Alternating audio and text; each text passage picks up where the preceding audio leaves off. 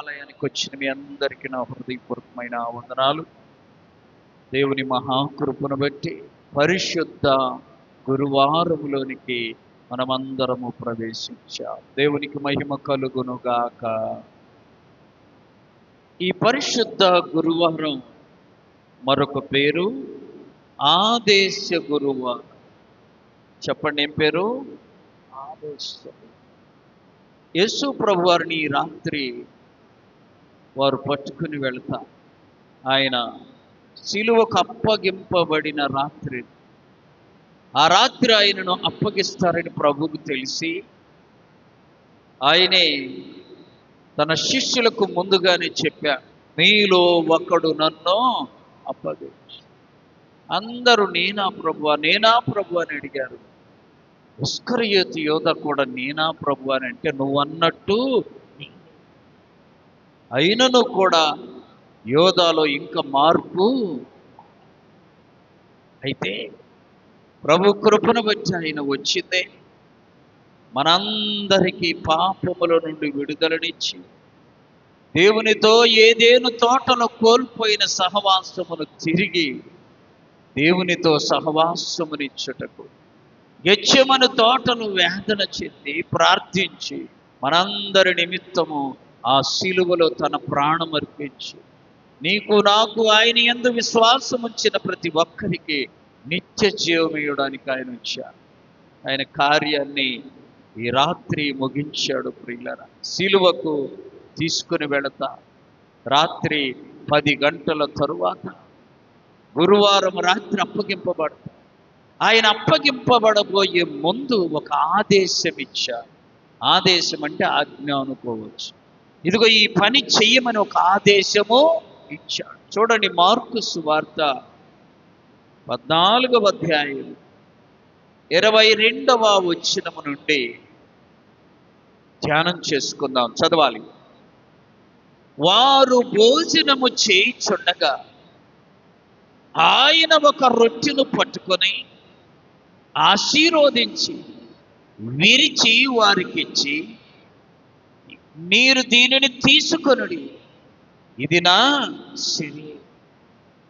యేసు ప్రభువారు ఆయన శరీరాన్ని సిలువకు అప్పగింపబోయే ముందు ఆ శరీరానికి సాదృశ్యంగా ఒక రొట్టెను విరిచి తన శిష్యులకు ఇచ్చారు. ఇది ఆదేశం, మీరు దీన్ని తీసుకొని తినుడి, ఈ ద్రాక్షారసము త్రాగుడి. అందుకనే రక్షింపబడిన ప్రతి వ్యక్తి బాప్తిసం తీసుకున్న తర్వాత అందరూ కూడా పల్లాలు చేయివేసి రొట్టెను ద్రాక్షారసమును తీసుకొని పుచ్చుకోవాలి. రొట్టె అయిన శరీరానికి సాదృశ్యము, ద్రాక్షారసం అయిన రక్తానికి ఇది ఆదేశం. దేవుని బిడ్డలందరూ ఆయన మరలా 2వ రాకడలో వచ్చే వరకు ఈ పనిని మనం ఏం చేయాలి? కొనసాగించాలి. ప్రతి ఆదివారం చేయమన్నాడు ఆయన. అయితే కొన్ని సంఘాల్లో నెలలో మొదటి ఆదివారం కూడా చేస్తారు. నేను మాత్రం ప్రారంభం నుండి ప్రతి ఆదివారము రొట్టె విరుస్తాం. ఎందుకంటే బైబిల్లో ఉంది, ఆదివారమున మేము రొట్టె విరుచుటకు కూడినప్పుడు. చదవండి, అపోస్తలుల కార్యముల గ్రంథం 20వ అధ్యాయము 1వ వచనం. అపోస్తలులు 21. ఆదివారమున మేము రొట్టె విరుచుటకు ఎప్పుడు కూడాలి? అమ్మ చెప్పండి, ఎప్పుడు కూడాలి?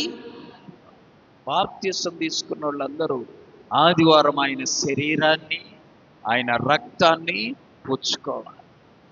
అప్పుడు నీవు పరిపూర్ణుడు. ఒక మర్మం చెప్పనా? ఆయన శరీరము ద్వారా మన శరీరం బలపరచబడుద్ది. ఆమె ఆయన రక్తము ద్వారా మన రక్తము శుద్ధి చేయబడుతుంది. ఆమె కాబట్టి ఆయన శరీరము ఆయన రక్తము తప్పనిసరిగా మనము పుచ్చుకోవాలి. అవి మనకు జీవాహారం. అందుకనే ప్రభు అన్నాడు, నేనే మీకు జీవాహారం. నా శరీరము తిని నా రక్తమును త్రాగువాడు నిత్య జీవము. కాబట్టి ఇది ఆదేశ గురువారం. అయితే ఇదే గురువారం రోజే ఆయన ఇంకొక గొప్ప కార్యం చేశారు. గొప్ప కార్యము చేశారు. ఆదివారం నాడు ఆయన గాడిద మీద ఊరేగుతూ వచ్చినప్పుడు ప్రజలందరూ ఆయనకు పరిచర్య చేశాడు. దావీదు కుమారునికి జయము అన్నాడు. అలాగే వారి బట్టలు దారి పొడుగున పరిచి ఆయనకు పరిచర్య చేశారు. మరి అలాగే ఖర్జూరపు మండలు చేతబట్టుకొని హోసన్నా జయమని కేకలు వేశారు. ఇవన్నీ పరిశుద్ధాత్మని కార్యాలు. అయితే గురువారము ఆయనే తన శిష్యులకు పరిచర్య చేశారు. చూడండి, మత్తయి సువార్త 20వ అధ్యాయము 27వ వచనము నుండి 28వ వచనం. మీలో ఎవడు ముఖ్యుడై ఉండగోరెనో వాడు మేము ఎలా ఉండాలి? దాసునిగా ఉండాలి. ఆమేన్. అంటే మనలో ఎవడైనా ముఖ్యుడై ఉండాలంటే వాడు అందరికంటే దాసుడై ఉండాలి. అలాగే మనుష్య కుమారుడు పరిచారము చేయించుకొనుటకు రాలా, పరిచారము చేయుటకును అనేకులకు ప్రతిగా విమోచన క్రయధనముగా ప్రాణమిచ్చుటకు వచ్చాడు.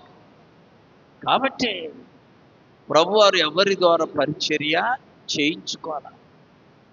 మనలో లోకానుసారంగా పరిచర్య చేయించుకునేది ఎవరు? గొప్పవారు. పరిచర్య చేసేవాళ్ళు తక్కువ. అమ్మా, ఇంట్లో పని మనిషి పని చేసేది ఎవరు? తక్కువ. ఆ ఇంట్లో పని చేయించుకునే వాళ్ళు ఎక్కువ. కానీ యేసు ప్రభు క్రమం అది కాదు. ఆయనే పరిచర్య చేసేవానిగా. ఇంకా చూడండి, వాక్యములో దేవుని యొక్క పరిశుద్ధ గ్రంథం మార్కు సువార్త 10వ అధ్యాయము 45వ వచనం. మార్కు సువార్త 10:45. మనుష్య కుమారుడు అనగా యేసు ప్రభువారు పరిచారము చేయించుకొనుటకు రాలా, పరిచారం చేయడానికే వచ్చారు. ఆమె. ఇప్పుడు చెప్పండి, ఇంట్లో తల్లి తండ్రి పండగ వచ్చిందనుకో, డబ్బు లేదనుకో, అంటే పూర్వకాలం ఉండేది ఈ పరిస్థితి. డబ్బు లేనప్పుడు పిల్లలకు బట్టలు కొనిచ్చి వీళ్ళు మాత్రం పాతవే ఉతుక్కొని వేసుకుంటారు. ఎందుకని? వీళ్ళు వాళ్లకు పరిచర్య చేస్తారు. బిడ్డలకు సంతోషం ఇచ్చి వీళ్ళ సంతోషాన్ని వాయిదా వేసుకుంటారు. ఇది గుర్తించిన పిల్లలు పెద్దవారైనప్పుడు ఎవరైతే వారి యొక్క శక్తిని దారబోసి వీరిని పెద్దవాళ్ళని చేశారో వాళ్ళ కొరకు పరిచర్య చేస్తారు. బాగా జ్ఞానవంతులు, దేవుడంటే భయము, భక్తులు. తల్లిదండ్రులేమో పిల్లలుగా ఉన్నప్పుడు వాళ్ళకు పరిచర్య చేస్తారు. వాళ్ళు పెద్దవాళ్ళు అయిపోయిన తర్వాత పిల్లలు వీళ్లకు చేస్తారు, చెయ్యాలి. అయితే యేసు ప్రభువారు చెప్తున్నాడు, నేనొచ్చింది మాత్రం పరిచర్య చేయించుకోవడానికి కాదు, పరిచర్య. కాబట్టి ఈ ఆదేశాన్ని నీవు నేను మనమందరము పాటించాలి. ఈ సమయంలో టర్కీ దేశంలో ఒక చాలా పురాతనమైన కథ ఉంది. 10వ శతాబ్దములో టర్కీ దేశస్థులు వచ్చి యెరూషలేములో దండయాత్ర చేసి అంతా పతనం చేస్తూ ఉంటే యేసు ప్రభువారు మేడగదిలో ఈ ద్రాక్షారసం రొట్టెరసం పుచ్చుకున్నాడే, ఆ మేడగదిలోకి వెళ్ళి అది పడగొడుతూ ఉంటేనట, ధ్వంసం చేస్తూ ఉంటే ఆ 2 దూలాల మధ్య ఒక చెక్క ఉంది. ఆ చెక్క మీద ఒక బొమ్మ వేసి ఉన్నారంట. బొమ్మ ఏంటో తెలుసా? బొమ్మ పెలికాను పక్షి బొమ్మ. ఏ పక్షి? అంటే ఆ దేశంలో ఆ పక్షులు ఉన్నాయి. ఇప్పుడు కొన్ని పక్షులు మన దేశంలో ఉంటాయి కానీ వేరే దేశంలో ఉండవు. అలాగే పెలికాన్ అనే పక్షి టర్కీ దేశంలో ఉందట. దాని యొక్క ప్రాముఖ్యమైన వృత్తాంతం ఏంటో తెలుసా? అది బాగా శక్తి ఉన్నంత కాలం పిల్లలను పెడుతుంది, వాళ్ళను పెద్దోళ్ళని చేస్తుంది, అవి లేచిపోయేలా విహరించేలా హాయిగా బ్రతికేలా సిద్ధపరుస్తుంది. వృద్ధాప్యానికి వచ్చినప్పుడు, చివరి దశలో ఉన్నప్పుడు ఆ చిన్న పిల్లలు తినడానికి ఈ పక్షులు ఆహారం తీసుకురావాలి.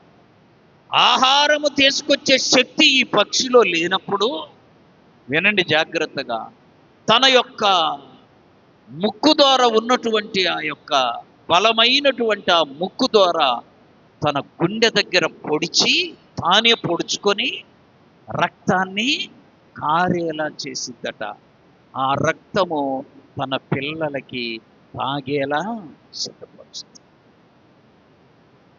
అలా ముక్కుతోటి అలా పోసేసుకుంటే రక్తం వస్తుంది కదా, తన పిల్లలను దగ్గరికి తీసుకుంటుందంట. ఆ రక్తము తాగి ఆ పిల్లలేమో ఎదుగుతూ పెద్ద అవుతారు. ఈ పక్షి ఏమో రోజు రోజుకు క్షీణించి చనిపోతారు. అలా యేసు ప్రభువారు ఆ యొక్క గదిలో, ఆ రాత్రి రొట్టె రసం ఇచ్చిన గదిలో ఆ పక్షి బొమ్మ వేసి ఉన్నారట ఒక అట్ట మీద.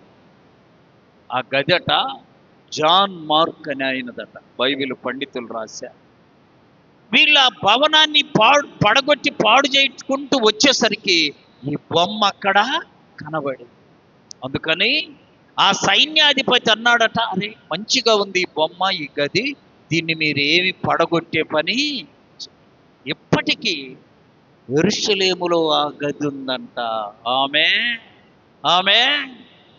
అక్కడికి వెళ్ళిన వాళ్ళు చూస్తారు, చక్కగా చూడవచ్చు. ప్రియులారా, ఇది పెలికాను పక్షిలాగా యేసు ప్రభువారు తన రక్తాన్ని మన కొరకు సిలువలో ధారపోసారు. తన రక్తమంతా సిలువలో ధారపోసారు. యేసు రక్తము రక్తము రక్తము, యేసు రక్తము రక్తము రక్తము, అమూల్యమైన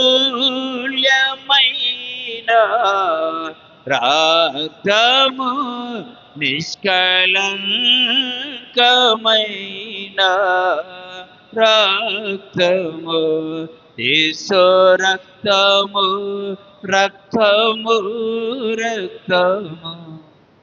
ప్రభు కూడా తన రక్తాన్ని సర్వ మానవాళి పాపముల కొరకు సిలువలో చిందించి తన ప్రాణమిచ్చి మనకు జీవమును ఇచ్చాడు. కాబట్టి పెలికాను పక్షి యొక్క వృత్తాంతము టర్కీ దేశంలో చాలా పేరుగాంచి. ప్రియులారా, అసలు రక్తం అంటే ఏంటో తెలుసా? రక్తం అంటే రక్తమే పాలగా మారి బిడ్డలకు మనం పాలు ఇస్తాం. తెలుసా? పాలు ఎక్కడి నుండి వచ్చాయి? రక్తం. వెన్న ఎక్కడి నుండి వస్తుంది? పాలలో నుండి వస్తుంది. పాలు ఎక్కడి నుండి వచ్చాయి? రక్తంలో. వెన్నను కాస్తే ఏమవుద్ది? నెయ్యి ఏమో వాళ్ళు తింటారు అమ్మా, మనమేమో నెయ్యి, పాలు, రక్తం అంత పోయిన పిప్పి ఎంత మాట. నేను చదువుకునేటప్పుడు ఒక ఆయన సైన్స్ మాస్టర్ చెప్పేవాడు, అరే మీరేం బాధపడమాకండి, మనమేం తింటున్నాం, వాళ్ళు కూడా తింటున్నారు.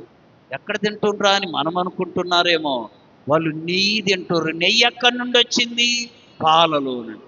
పాలు ఎక్కడి నుండి వచ్చినాయి? రక్తములో. వాళ్ళేమో రక్తం తాగుతుర్రు, మనమేమో పిప్పి తింటున్నామని చెప్పావు. అర్థమైందా?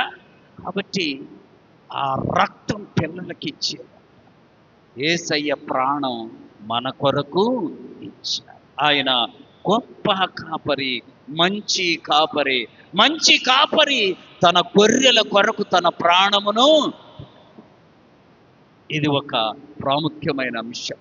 అయితే మనకి ఈ రోజుల్లో ప్రస్తుతం మనందరికి అవసరమైనది అదే. గురువారం రాత్రి ఆయన భోజన పంక్తిని ఉన్నప్పుడు లేచి ఆయన ఒక గొప్ప కార్యం చేశారు. ప్రియులారా, యోహాను సువార్త 13వ అధ్యాయంలో ఆ కార్యం ఉంది. చూడండి, యోహాను సువార్త 13వ అధ్యాయము 4వ వచనం. భోజన పంక్తిలో నుండి లేచి తన పై వస్త్రాన్ని పక్కన పెట్టాడు. యూదులకు, జాగ్రత్తగా వినండి, యూదులకు పైబట్ట ఉండేది. వాళ్ళు ఎంత గొప్ప విలువైన బట్టలు వేసుకున్నా పైన ఏముండేది? ఒకటి పైబట్ట ఒకటి వేసుకునేవారు. అర్థమవుతుందా? పూర్వకాలం మీరు పెళ్ళిళ్ళు చూస్తే అసలు టవల్ లేకుండా పెళ్లి కొడుకు ఉండనే, టవల్ ఉండాలి. ఆ టవల్కు ఆమె కొంగుకు మూడేస్తా. వీడు మనోడు ముందు వెళ్తుంటే ఆమె ఏం చేయలేక వెనకాల. పూర్వం ఉండేవి, రాను రాను అయిపోయినాయి కదా. అయితే యూదుల యొక్క క్రమం ఏంటంటే, ఎంత విలువైన వస్త్రాలు ధరించిన పైన ఒకటి వస్త్రం వేసుకో, పైన ఒక వస్త్రం. అలాగే యేసు ప్రభు వారు ఆ క్రమములో ఉన్నాడు కనుక ఆయన కూడా పై వస్త్రాన్ని ధరించుకున్నాడు. పని చేసేటప్పుడు పై వస్త్రాన్ని ఏం చేయాలి? ప్రక్కన పెట్టాలి. పై వస్త్రాన్ని వేసుకొని పని చేయకూడదు. అర్థమైందా? పూర్వం ఈ తలగొడ ఉన్నప్పుడు, ఈ తలగుడ్డ ఉన్నప్పుడు, టవల్ మీద వేసుకున్నప్పుడు ఏదైనా పని చేయాలంట టవల్ తీసి అమ్మ తలకు చుట్టుకుని.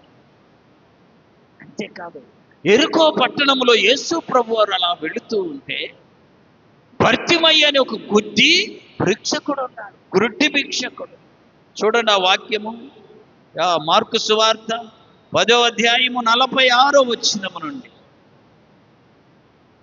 వారు ఎరుకో పట్టణమునకు వచ్చిరి. ఆయన తన శిష్యులతోనూ జన సమూహముతోనూ ఎరుకో నుండి బయలుదేరి వెళుతూ ఉంటే తీమయి కుమారుడగు భర్తిమయి అను ఒక గుడ్డి భిక్షకుడు త్రోవ పక్కన కూర్చుండి ఉండాను. ఈయన నజరేయుడైన యేసు అని వాడు విని, దావీదు కుమారుడా, యేసు నన్ను కరుణించుమని కేకలు వేయగా, ఆ పక్కనున్న వాళ్ళు అన్నారంట, అరే ఊరకుండ్రా గుడ్డోడ, మాకే ఆయన సరిగ్గా కనపడట్లా, నువ్వు ఊరకుండు అని వాడిని గద్దిస్తేనంట మరి ఎక్కువగా. ఆమె ఇది ఎంత అర్థం ఉందో తెలుసా ఈ మాటలో? నువ్వు ఏసయ్యా ఏసయ్యా అనగానే గద్దింపులు వస్తాయి సైతాంతో. పోయి ఏసయ్యలే మెదలకుండా పడుకో. అర్థమైందా? అప్పుడు నువ్వు మరి ఎక్కువగా కేకలయ్యా. ఆమె మరి ఎక్కువగా ప్రార్థన జరుగుతుంటే ఏం వెళ్తావు పో అన్నాదా, అది సైతాను అనుకోవాలి. నువ్వు అప్పుడే లోపలికి రావు. చూడండి, వాడు ఇంకా ఎక్కువ కేకలేశాడంట. యేసయ్య నిలిచి వానిని పిలువుడని చెప్పగానే వారా గుడ్డి వానిని పిలిచా.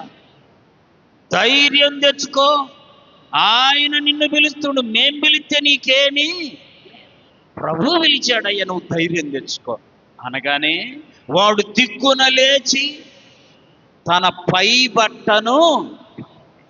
యూదులందరికీ ఒక క్రమం ఉంటుంది, పైన ఒక బట్ట వేసుకుని. యేసు ప్రభు వారు కూడా పై బట్ట తీసి ప్రక్కన పెట్టారు. రెండవ మాట చూడండి బైబిల్లో, 13వ అధ్యాయం 4వ వచనంలోనే, నడుమునకు తువాలు కట్టుకున్నాడు. ఏదన్నా బలమైన పెద్ద గొప్ప పని చేసేటప్పుడు నడుముకు తువాలు కట్టుకోవడం. తువాలు సైనికులందరికీ నడుముకి ఏముంటుందండి? మంచి బలమైన బెల్ట్ ఉంటుంది. ఆ బెల్ట్కే తుపాకీలో కాల్చే ఫిరంగులు. అలాగే యేసు ప్రభువారు ఆ తవాలు తీసుకొని నడుమునకు కట్టుకున్నాడట. తర్వాత మాట 5వ వచనం, అంతటా ఆయనే పల్లెములో నీళ్లు పోసాడు. ఇక్కడ జాగ్రత్తగా ఆలోచించు. పల్లెములో నీళ్లు పోసింది ఎవరు? ప్రభువే పోసుకున్నాడు. గొప్ప దైవజనులు దేవదాసయ్య గారు ఒక మాట రాశారు. ఏమని తెలుసా? యేసు ప్రభుకు 12 మంది శిష్యులుంటే 12 మంది శిష్యులు ఏ ఒక్కడితోటి నీళ్లు పల్లెములో పోయించుకోవాలి, ఆయనే నీళ్లు పోసుకో. నా దగ్గర ఒక శిష్యుడు ఉంటే నేను వాడితోటి పనులని చేపిస్తున్నాను, అయ్యో తప్పు, అయ్యో అయ్యో పాపం అని. అప్పటి నుండి ఆయన ఆయన పని ఆయనే చేసుకున్నారు. చాలామంది ఇళ్లలో గొడవలు రావడానికి కారణం అన్ని పనులు ఒకళ్ళే చేసి ఎవరి పని వాళ్ళు చేసుకున్నారనుకో గొడవ ఉండదు, ఒకళ్ళకు భారము ఉండదు. సాధ్యమైనంత వరకు ఎవరి పని వాళ్ళే చేసుకున్నారు. అది మంచి క్రమం. యేసు ప్రభు వారు పల్లెములోనంట ఆయనే తెచ్చి నీళ్లు పోసుకున్నారు. వీళ్ళరా ఇది దేని చూపిస్తుందంటే నీవు నేను మన పని మనమే చేసుకోవాలి. మీకు విషయం, జరిగిన విషయం చెప్పనా? గుంటూరులో ఒక ఆమె ఆడపిల్లల హాస్టల్కు వార్డెన్. చెప్పండి, ఆడపిల్లల హాస్టల్కు వార్డెన్. ఆడపిల్లల హాస్టల్కు వార్డెన్ అంటే చిన్నపిల్లలు కాదు, డిగ్రీ చదివాళ్ళు, పెద్ద పెద్ద పిల్లలు. ఆమె జడ ఒక్కరోజు కూడా ఆమె వేసుకోదంట. ఈ పిల్లలు ఎవరో ఒకళ్ళు చేస్తారు. ఆమె పనులన్నీ కూడా ఈ పిల్లలు చేస్తున్నారు. ఆమెయే కాదండి, ఆమెకు కుమార్తె ఉంటే కుమార్తె పని కూడా ఈ పిల్లలే, పెద్ద పిల్లలు కదా చేస్తారు. సరే, కొద్ది వయసు వచ్చిన తర్వాత ఈ అమ్మాయికి పెళ్లి చేసి, కూతురుకు పెళ్లి చేస్తే ఆ అమ్మాయి అత్తగారింటికి పోయిన తర్వాత జడ వేయటం నాకు రాదు, నువ్వు వెయ్యి అత్త అంటుందంట. ఏంటిది? మా అత్తలు జడ వేస్తారా? ఉన్న జడ ఎంత బాగా చదువుతారు, పీగుతారు కానీ జడ. అత్త నాకు జడేయటము. ఆమెకు ఆశ్చర్యం వేసి ఫోన్ తీసుకొని, ఏందమ్మా నీ కూతురుకు జడేయడం కూడా నేర్పకుండా పెళ్లి చేశావు, నా నుంచి అనండి మీరు అన్ని మాటలు అంటా ఉందంట. అనేసరికి ఏమంటుందో, నా కూతురు జడేయాల్సిన పని 100 మందిరు నాకు జడేసాడు, 100 మందిరు నా కూతురుకు. అయితే ఇప్పుడు వీళ్ళు పోయి అక్కడ వేస్తారా? పెద్ద గొడవయి ఎక్కడ దాకా పోయిందో తెలుసా? తొదకి తొందరగా ఉంటుంది దానికి. ఏంటి? ఏమాకులు? వీడాకులు పాడి. ఏందయ్యా ఇంతకు అసలు గొడవ ఏంటంటే, అసలు ఈ అమ్మాయికి వాళ్ళమ్మ పని బట్టలు ఉతికేది నాకు రాదంట, జడేసుకునేది నాకు రాదు. మరి ఎట్లా ఎవరమేం చెబుతాం? ఒకరోజు నేను ఏరే పని ఉండి ఒకసారి దగ్గరికి వెళ్తే ఆయన బండి ఎక్కమంటే ఎక్కడికి అనుకుని ఎక్కడికి తీసుకుపోయిండు. ఈ గొడవలు ఆడికెళ్తే జడ రాని గొడవ, వంటలు రాని గొడవ. అమ్మా స్నానానికి నీళ్లు పెట్టమంటే నా కూతురు నీళ్లు పెట్టాల్సిన కర్మ ఏంటి? 100 మంది ఉండరు. ఎంతమంది? ఏడా హాస్టల్లో, ఇంట్లో కాదు కదా. పెద్ద గొడవ అయిపోయింది. అందుకని అందరూ బాగా 4 చీవాట్లు పెట్టామకు, తీసుకెళ్ళి నీ బిడ్డకు పని నేర్పప్పుడు చూసారా? ఎవరి పని వాళ్ళే చేసుకోవాలి. అది మంచి క్రమం. ఎవరి పని వాళ్ళు. ఇక కొన్ని చోట్ల భార్యలు ఉద్యోగాలు చేస్తుంటారు, భర్తలు ఇళ్ళ దగ్గర ఉంటారు. వచ్చేసరికి కాస్త ఆమె పనులు కూడా కాస్త ఎక్కువ వీళ్ళు చేస్తారు. అదేమి తప్పు, ఒకరికి ఒకరు సహాయ సహకారాలు చేసుకోవాలి. బైబిల్ ఏముంది? మీరిద్దరిక ఇద్దరు కాదంట, ఏక శరీరం. ఏక శరీరం అంటే ఒక్కటే శరీరం. కాబట్టి యేసు ప్రభువారు 12 మంది శిష్యులు ఉన్నారు. ఒకళ్ళు నీళ్లు దమ్మంటే తెచ్చేవాళ్ళు, కానీ ఆయన అలాగా పరిచారము చేయించుకొనుటకు రాలా, పరిచర్య చేయడానికే నేను వచ్చి. అంటే దీన్ని బట్టి నీ ఇంట్లో నువ్వు కొన్ని పనులు చేయాలి, నేర్చుకోవాలి. యేసు ప్రభువారు పల్లెములో ఆయనే నీళ్లు పోసుకున్నారు.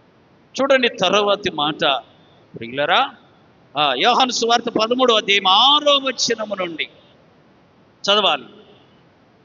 నీళ్లతో శిష్యుల పాదములు కడుగుటకు మొదలుపెట్టారు. ఆమె కడిగేవాడా గొప్పోడు, కడిగించుకునేవాడో చెప్పాలి. గొప్పోడు ఎవరు? మన లెక్కలో కాలు ఇట్ట పెట్టి కడగరాంటి ఈడు గొప్పోడు, కడిగేవాడు తక్కువ. అవునా కాదండి? కానీ యేసు ప్రభు ఏం చేస్తుండు? ఆయన గొప్పోడైనా తన గొప్పతనాన్ని ప్రక్కన పెట్టి వారి పాదాలు, ఇది మూలం, ఇది సూత్రం. యేసయ్యను వెంబడించే వారిలో ఉండవలసిన మొదటి లక్షణం తనను తాను చెప్పాలి. రాత్రి చెప్పాను కదా, ఆ మొత్తకు ఆనుకున్నామ తెల్లవారిందాకా ప్రార్థనే. ఆమె ఈ గోడ అనుకున్న ఆయన తెల్లవారిందాకా ఏం చేశాడు? ఎన్ని మార్లు అని చెప్పా? మర్చిపోరు, 1000 మార్లు. ఎందుకు చేయడు అద్భుతం దేవుడు? ఉదయానికల్లా దేవుడు ఏం చేశాడు? అద్భుతము తగ్గించుకోవాలి. యేసయ్య శిష్యుల పాదాలు కడిగాడు, కానీ శిష్యులు ఆయన పాదాలు, ప్రభు అంతా ఆ నీళ్లు పోసి శిష్యుల పాదాలను కడిగాడు. వెళ్ళారా? నీ తల్లిగా తండ్రిగా నీ ఉన్నప్పుడు నీ బిడ్డలను హెచ్చించడానికి, జాగ్రత్తగా వినండి, నీ బిడ్డలను గొప్ప చేయడానికి నువ్వు ఏ పని అయినా చెయ్యది తప్పు. వాక్యానికి వ్యతిరేకమైన పనులు తప్ప నువ్వు ఏ పని అయినా చెయ్యవచ్చు. చెప్పాను, విజయవాడలో కర్నూలు మందిరం దగ్గర ఒకళ్ళు ఉదయాన్నే వచ్చి మందిరానికి, ఉదయాన్నే వచ్చి బాగా ఆలయమంతా కడిగి శుద్ధి చేసి చాపలేసి కుర్చీలేసి సిద్ధపరిచి అప్పుడు వెళ్ళి వాళ్ళు మందిరానికి వస్తారు. వస్తే ఆయన రిక్షా దొక్కుతాడు, ఆమెమో ఇళ్లల్లో పాచి పని చేస్తాడు, ఇళ్లలో పని చేస్తాడు, ఈయన రిక్షా దొక్కుతాడు. వాళ్ళకు ఒక్క కొడుకు. అయితే వీళ్ళట ఆ చర్చ్ అంతా శుభ్రపరిచి ఇంటికెళ్ళి మరలా వచ్చేంత వరకు కూడా ఎవరు రారంట. మనం ఆఫీసర్లం కదా, అన్ని వేసినాక వస్తాం. అట్లా ఉన్నదందరం. వీళ్ళు ముందుగా వచ్చి మోకరిల్లి, చెరొక వైపు మోకరిల్లి ప్రార్థన చేసి అడుగుతారంట, ప్రభువా మా దగ్గర డబ్బు ఉన్న ఒక్క కొడుకుని డాక్టర్ని చెయ్యయ్యా. ఏం చెయ్యి? డాక్టర్ను చెయ్యయ్యా. నాకు వ్యాధి వస్తే డబ్బులు లేవు చేయించుకోవటానికి, నా కొడుకు డాక్టర్ అయితే నన్ను చేస్తాడు.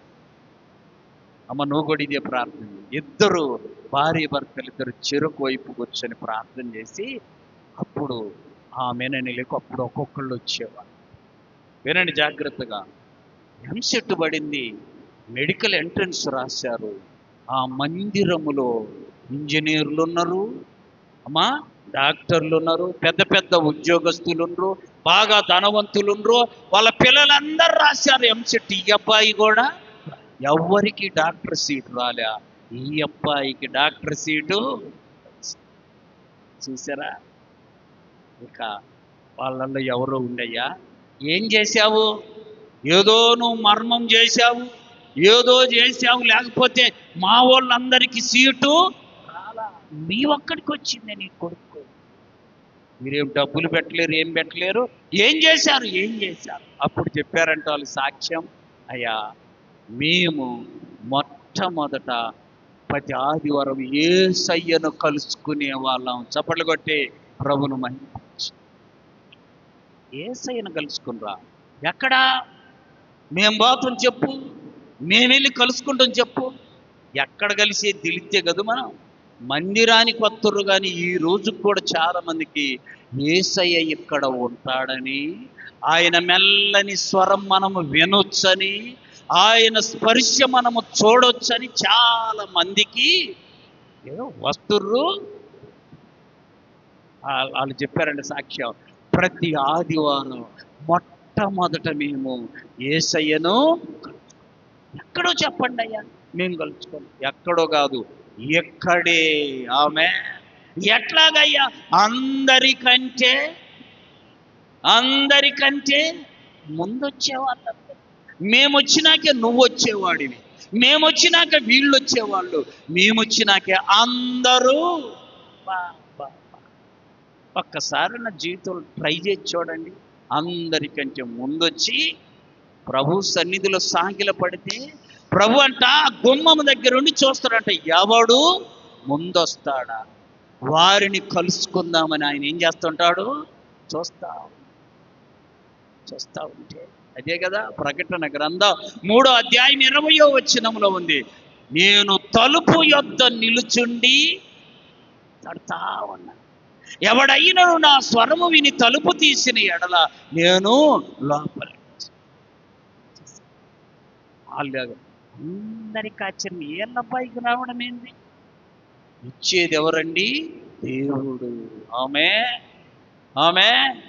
మరి ఎట్లా ఏం చేశారా? మేమేం కోరలేదయ్యా ప్రభువును, మా దగ్గర డబ్బు లేదు, మాకు వ్యాధి వస్తే చూయించుకోవటానికి డబ్బు లేదు, నా కొడుకు డాక్టర్ అయితే నన్ను చూస్తాడని మేము భార్య భర్తలం ఇద్దరం చెప్పాలి చెరొక వైపు కూర్చొని ఏం చేశారు? వాళ్ళ ప్రార్థన దేవుడు తప్పక విన్నాడు. ఆమె ఎలా విన్నాడు అమ్మా? ఎప్పుడో లాస్ట్లో వచ్చి కూర్చుంటే కాదు, అందరికంటే చెప్పాలి ముందొచ్చి ప్రభువును కలుసుకుంటే ఆశీర్వాదాలన్నీ నీకే ఇచ్చునుగాక. వస్తారా రేపటి నుంచి ముందు? మా నువ్వు ఎన్ని చెప్పిన మా దారే నీ దారి. నా పాట కూడా ఒకటి ఇద్దాము, అందరూ ముందొస్తే నేను పాడేది తగ్గుతుంది అని చెప్పి చూస్తా. నేను రావాల్సిందే, పాట ఎత్తాల్సిందే. అప్పుడు అందరూ ఎట్లా వాళ్ళ వరుసకు అలవాటు పడ్డారు. ముందు మీరు రండి, నాకంటే కూడా ముందు మీరు రావచ్చు, తప్పులేదు. ప్రభువును ఎవరు ముందు కలుసుకుంటారో వారికి దీవెనలు మిండు. ఆమె ప్రభువారు చూసారా శిష్యుల పాదాలను కడుగుతారు. అసలు ఈ మాట ఎన్ని మార్లు ధ్యానం చేసినా ఆత్మీయంగా లోతైన మర్మము నాకు అందడంలే. ఆయన ఏంది శిష్యుల పాదాలు కడగటం. ఆయన చివరిన ఒక మాట అంటారు, ఏమని తెలుసా? నేను బోధకుణ్ణి, నేను ప్రభువును. బోధకుడా ప్రభు అని మీరు పిలిచారు కాబట్టి నేను బోధకుణ్ణి. పిలిచారు మంచిదే, కానీ నేనే మీ పాదాలు కడిగితే మీరు ఒకరి పాదాలు ఒకరు చూసారా? అంటే పాదాలు కడగడం అంటే పాదాలు కడిగే వరకే చూడమాక, అలా నిన్ను నీవు ఒకరి ఎడల ఏం చేయాలి? తగ్గించుకోవాలి. చివరి 5వ మాట ఏంటో తెలుసా? ఆయన పాదాలను కడగడమే కాదు, తువ్వాలు పెట్టి నీళ్లతో కడగడం అంటే శుద్ధికి సాదృశ్యం. పేతురు గారి దగ్గరికి వచ్చేసరికి పేతురు గారికి కొంచెము దుడుకు ఎక్కువ, దుడుకు స్వభావం. అయ్యా నువ్వు నా కాళ్ళు కడిగితే నేను ఒప్పుకోనే. యేసుప్రభు అన్నాడు, పేతురు నేను నీ పాదాలు కడగకపోతే నాతో నీకు సంబంధము ఉండదు, నీకు అర్థము. పేతురు అన్నాడు, అట్లయితే అయ్యా నా చేతులు గడుగు, నా తల గడుగు, నా ఊళ్ళంతా ఆశ. ఒక ఆమెకి మా ఆశ ఎక్కువ అంట. ఏమి ఎక్కువైతే దొనకొండ టౌన్కి పోయి ఊరికి వస్తాము, ఎదురుగా ఐస్ పెట్టేవాడు వచ్చాడు. ఎవరు?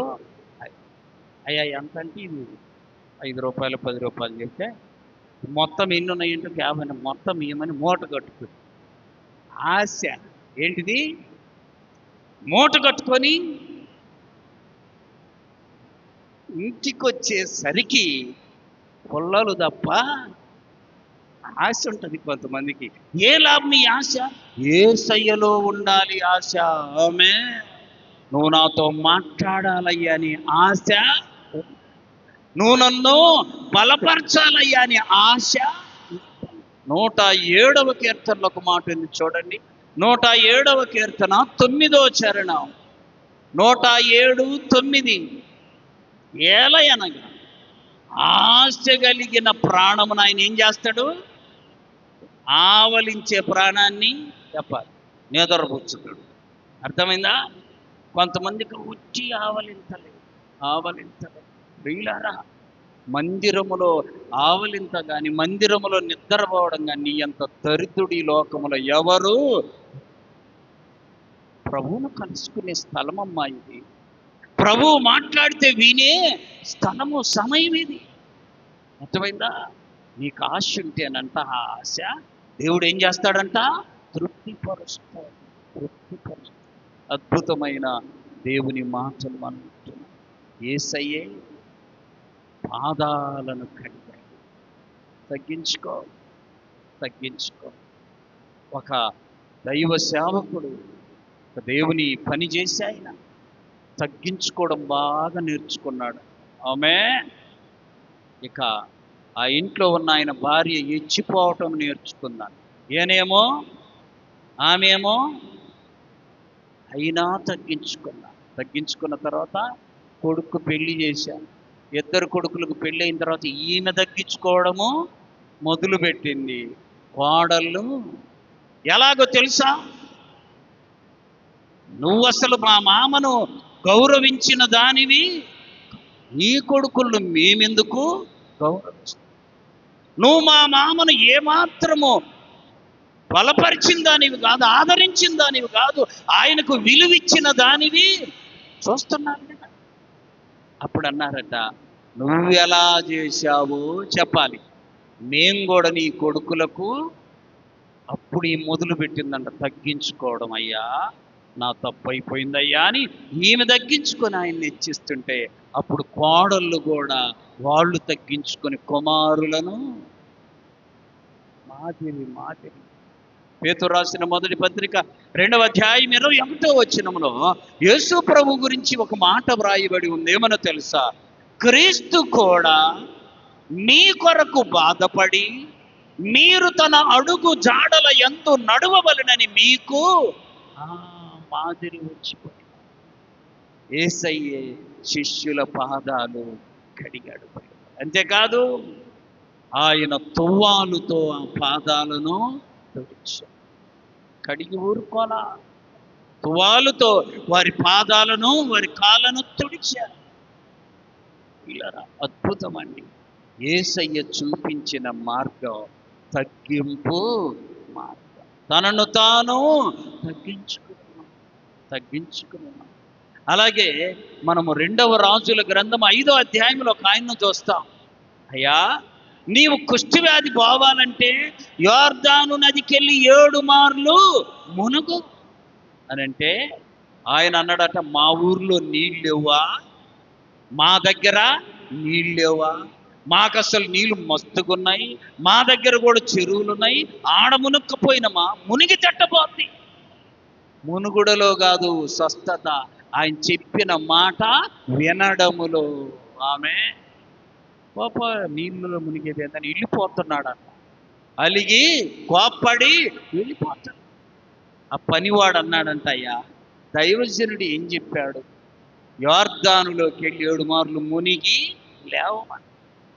ఏం పెద్ద కార్యం చేయమని చెప్పలేదు కదా, పెద్ద పని చేయమని చెప్పలేదు. ఇది అంత మంచిదే కదా, పోయొద్దాం అని వెళ్ళి ఆ యోర్దాను నది నీళ్లలో మునిగి 7 మార్లు లేచేసరికి ఆయన శరీరం అంట పసిపిల్లవాని నీళ్లు శుద్ధి. ఈ నీళ్ళే దేవుని వాక్యం. అందరు ఎత్తి పట్టుకోండి వాక్యం. వాక్యమును యాకోబుకు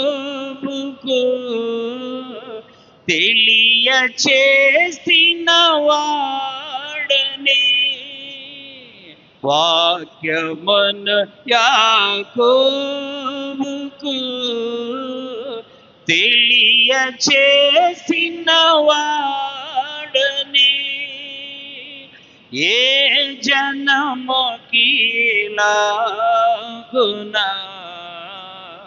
చేసి ఉండాలేదని దేవునికి స్తోత్రము గానము చేయుటయే మంచిది, మనమందరము స్తుతి గానము చేయుటయే మంచిది. మోకరించండి, ప్రార్థన చేసుకుందాం.